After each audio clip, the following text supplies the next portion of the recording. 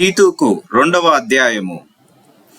నీవు హితబోధకు అనుకూలమైన సంగతులను బోధించుము.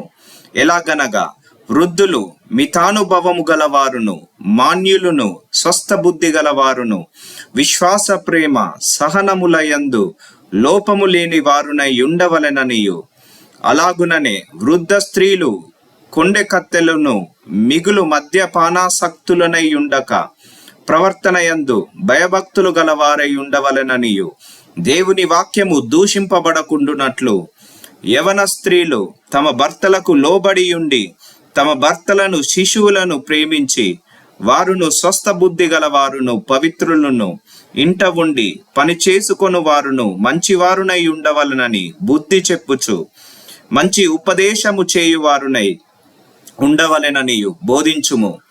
అటువలనే స్వస్థ బుద్ధి గలవారై ఉండవలెనని యవన పురుషులను హెచ్చరించుము.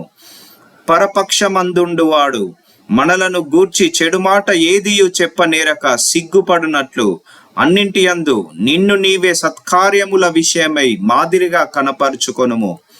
నీ ఉపదేశము మోసము లేనిది గాను, మాన్యమైనది గాను, నిరాక్షేపమైన హితవాక్యముతో కూడినది గాను ఉండవలెను.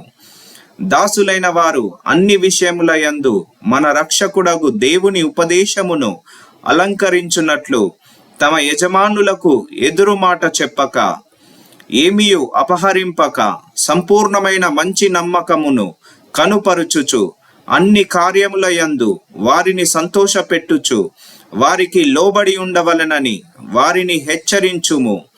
ఏలయనగా సమస్త మనుష్యులకు రక్షణకరమైన దేవుని కృప ప్రత్యక్షమై మనము భక్తిహీనతను, ఇహలోక సంబంధమైన దురాశలను విసర్జించి శుభప్రదమైన నిరీక్షణ నిమిత్తము, అనగా మహాదేవుడును మన రక్షకుడనైన యేసుక్రీస్తు మహిమ యొక్క ప్రత్యక్షత కొరకు ఎదురు చూచుచు ఈ లోకంలో స్వస్థ బుద్ధితోను, నీతితోను, భక్తితోను బ్రతుకుచుండవలెనని మనకు బోధించుచున్నది.